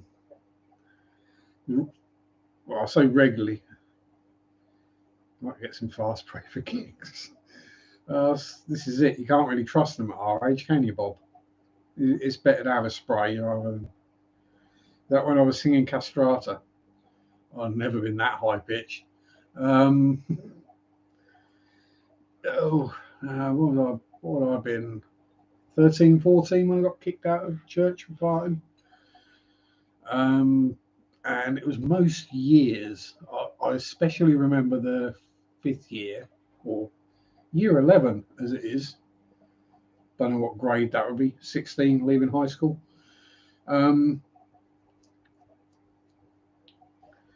we had the Bishop of Wyndham was giving us an assembly, and we were all sat there, teenage kids, bored out of our minds, listening to some old fart waffling on about Jeebus and whatever. I think it was Easter, so might have been Christmas.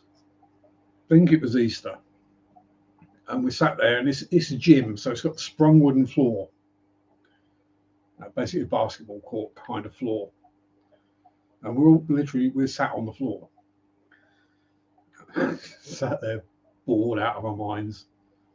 Right, kick the 4th year kids forward, so you've got room to stretch your legs out. Sort of lean back, stretch your legs out. But I need a fart. It's like, I've got 2 options. Yeah, I can try and squeeze this one out quietly. I hope it don't smell. Because if it smells, I'm just going to get dirty looks off the people sat near me. And then everyone will know it's happened anyway. Or I can maneuver my butt cheeks in such a way as to make it as loud as possible. So yeah, there was a, and thus he spake.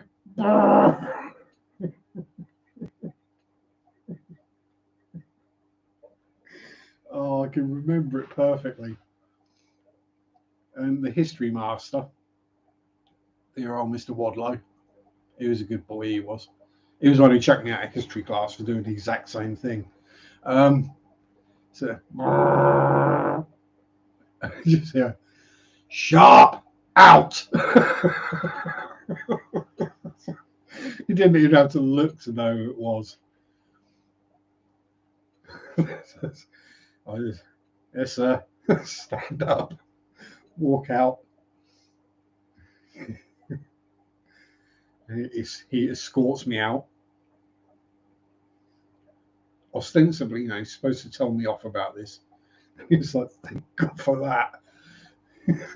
Good timing. I was getting bored. So we went and had a cigarette together. Yeah, that's why we liked him. He was strict but fair. If you got caught smoking, you got sent to him, you knew you weren't going to get into trouble, because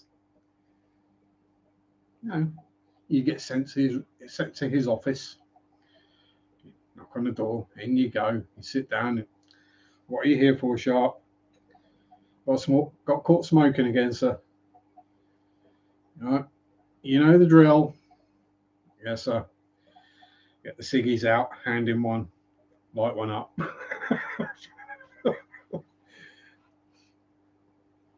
His view on it was, you're not going to stop kids doing it. If we're going to do it, we're going to do it. So you got the lecture about how it was bad for you a couple of times, and then you just sat there and had a cigarette, and you went back to class. But yes, the times I've been thrown out of places for farting. Class, assembly, church.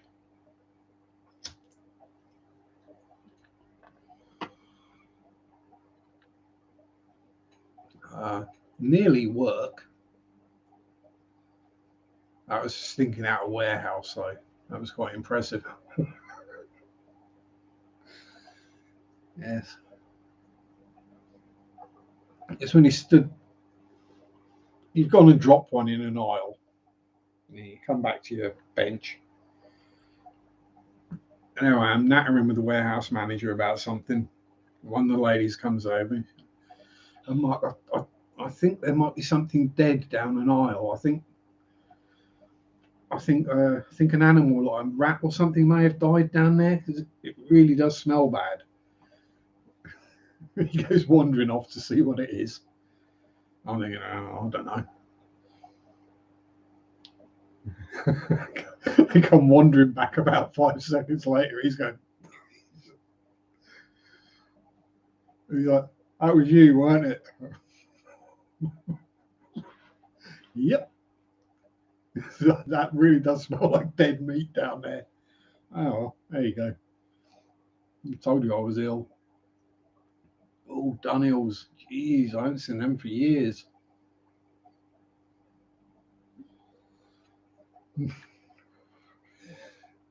One time I did actually make someone vomit as well. Oh, thank you. Thank you very much, Willie. I do try and put a smile on people's faces. Yes, I know. Again, crap memory. By the time I remembered on Friday, it was like 10 to 9. And Graham, who I don't know if he's still here or not, his stream starts at 9, so I joined that one.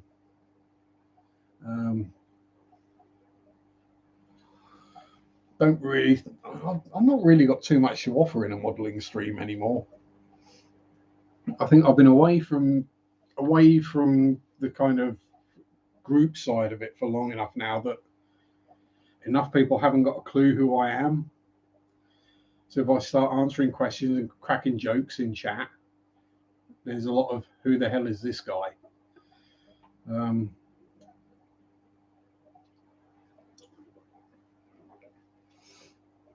I'm going to say, if I ever get back to modelling and get back into the swing of those kind of things,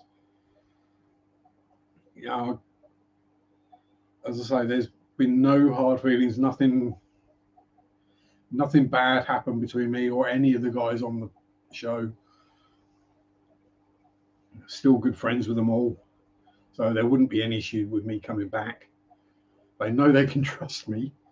They know I can actually read the chat.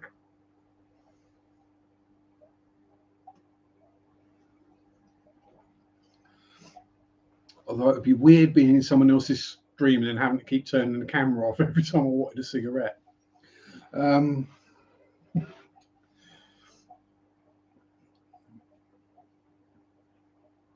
That could be quite amusing if I went back the amount of people that wouldn't know who I was.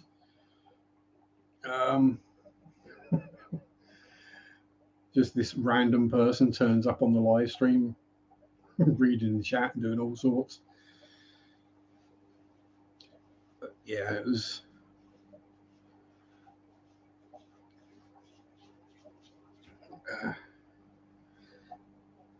It was always fun to see people struggle with names. Oh, Marit's got to go at the loo before she wets herself again. Oh,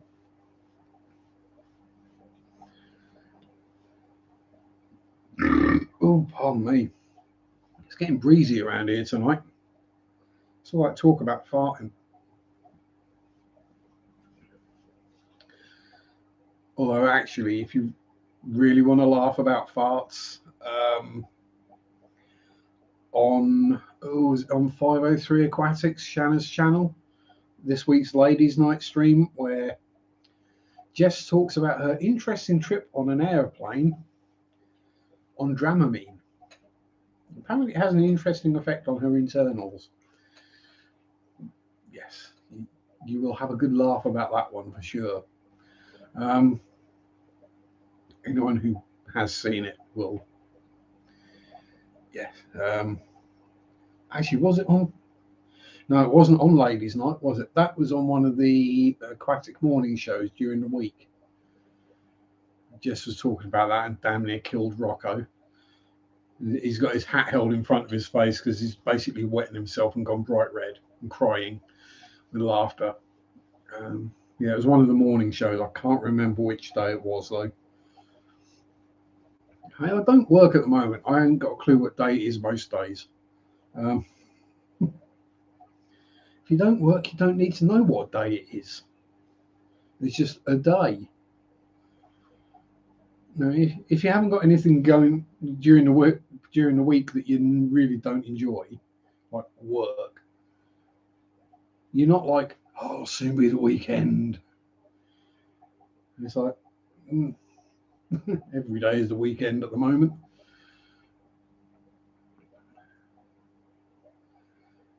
But yeah, that's generally the way of things. Well, if I could sell more fish and shrimp and snails, who knows? I'll have to look at that. In which case, I definitely need another rack. And I don't mean this one. Um, probably need more shops of supply as well because I'm pretty sure no single shop is going to sell 100 bristlenoses and 100 shrimp every week. So, yeah, if I could sell that many, I wouldn't need to find another job. And Bertie and Spotty are doing their bit, and the shrimpies are doing their bit. So, hopefully, if we get everyone breeding that we want to breed, we might be able to do it. That's kind of the long-term plan anyway, is to be able to support myself. I know I'd then have to go self-employed and do all the taxes and stuff like that, but my thinking is if I didn't make enough to get to the tax threshold, I mean, it's enough for me to live on to not get to the tax threshold.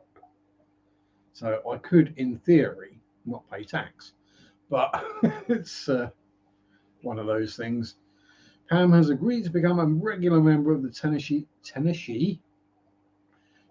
Fish Mafia panel Sunday nights. Cool. Or as I call it, Monday mornings. Yeah, more Pam is always more good. Pam's got some awesome stories to tell, most of which involve exes or accidental nudity or pickles and pop-up books.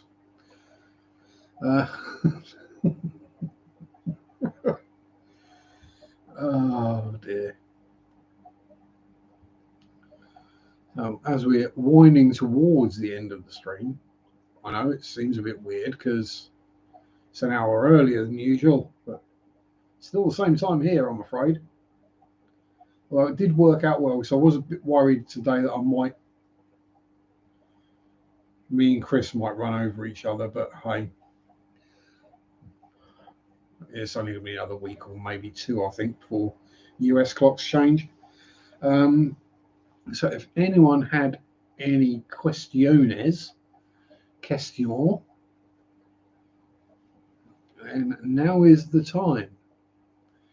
Yeah. So despite what she says, Pam is a lovely lady. I'm not going to say old. I mean, she is, but you know, we all love Pam. Pam's basically that. I mean, if Susan Core, SLC Aquatics, is the fish fam mum, Pam is the fish fam cool auntie. Yeah, do we reckon that's about right? And Bob is fish fam dad, obviously. Pam is Pam, yes. They broke the mold. But yeah, Pam is the cool fish fam auntie.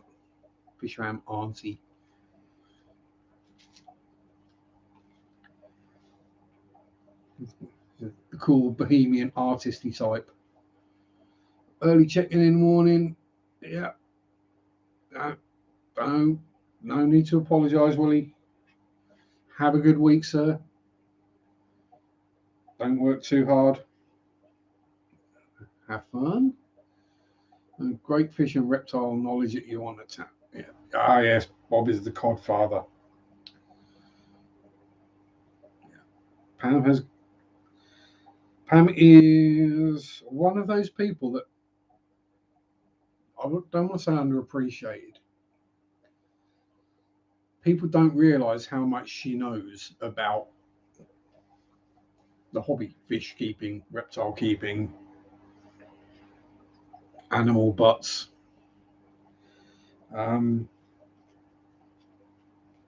She's very unassuming in that way. She's got that knowledge, but you got to dig it out of her.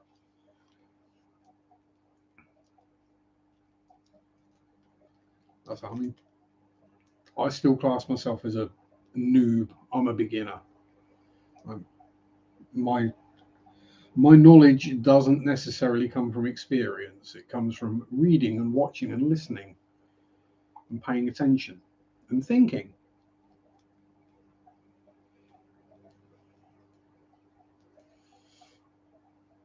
And working stuffs out and asking the right people the right questions. You know you've asked a good question when someone who I would qualify as an expert, a Bob or a Pam or a Corey or a whoever, Corvus. Now you ask someone who is very knowledgeable, knows their stuff inside and out. When you ask them a question, they go,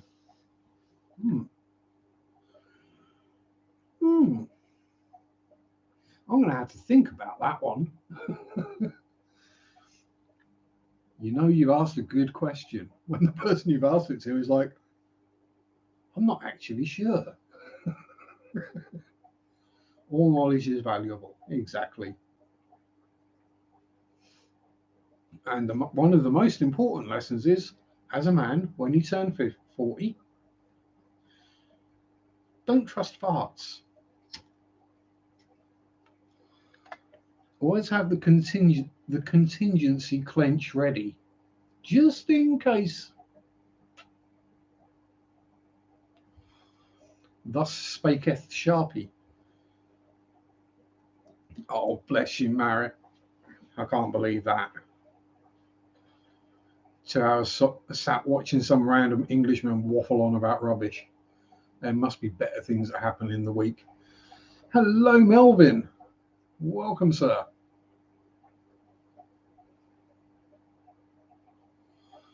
You timed it just as I'm about to finish.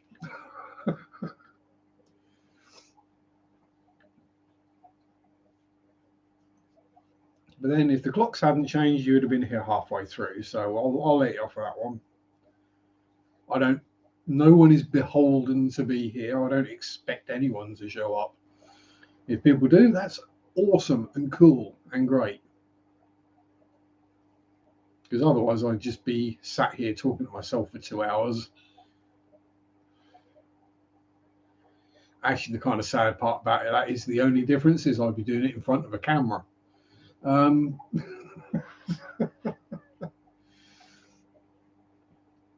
yeah, so people aren't expected to turn up. So get people say, "Oh, sorry, I wasn't there," and this cool, it's okay.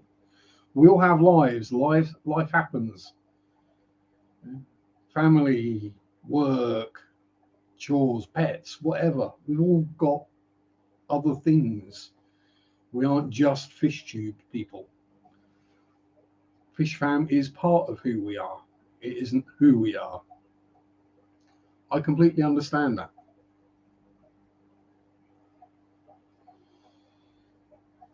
There are plenty of streams I would love to sit and watch. But, I have to do things like go to bed. And, and Ruby says, hello, dear Ruby. Some of us are serial lurkers too. Well, lurk away. If you want to lurk, as long as you've enjoyed yourself, maybe learned something, Probably not today. I don't think I've gone through anything kind of knowledge worthy other than don't trust a fart over 40. Or how to roll a cigarette without looking. That's a good one.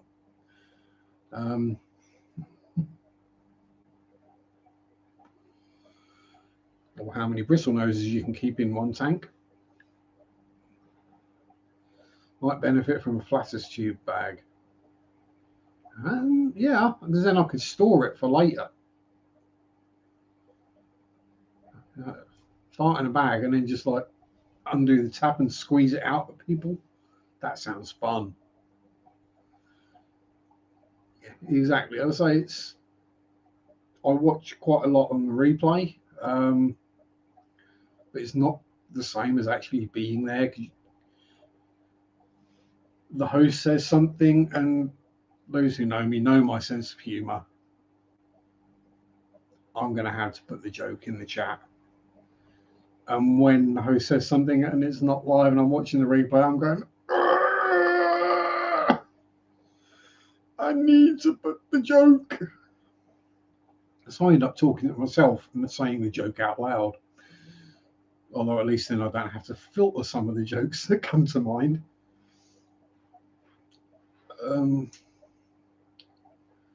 But yeah, I'll say it's time difference, time zones, not a lot we can do about it. I certainly wouldn't expect my American friends to start streaming at different times just so the few Brits that do watch could join. That'd just be silly. The same as I understand when I go live is kind of lunchtime in America, so it might not be suitable for some people. Might be having family lunch, which is more important than sitting and listening to some random English and waffle for 2 hours. Anyway, there we go. I never forget you, Marit.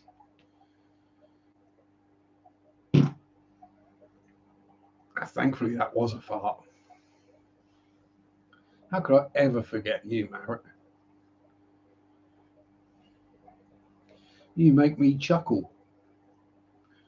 It takes some doing some days. Yeah, it's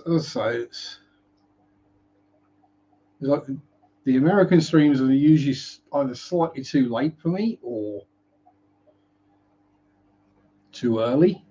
And it's usually the same with Australian streams like Dr. Black. It's normally I'll wake up and then I'll go, cigarette, caffeine, cigarette, caffeine. I wonder what, oh, bugger, I just missed Blackie.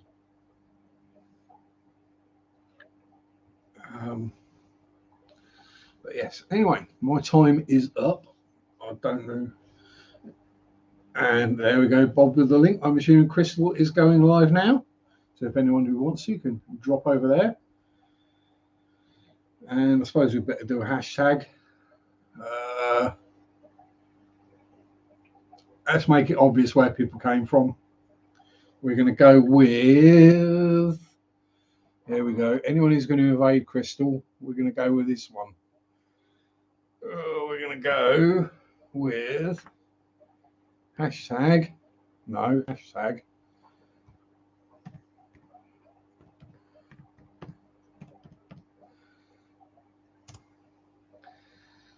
So anyway, thank you very much, everyone, for turning up. Just as the fish tank lights start turning off.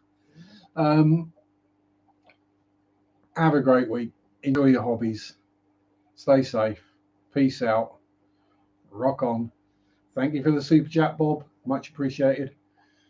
Bye-bye. Later, Dan. Love you, Marek.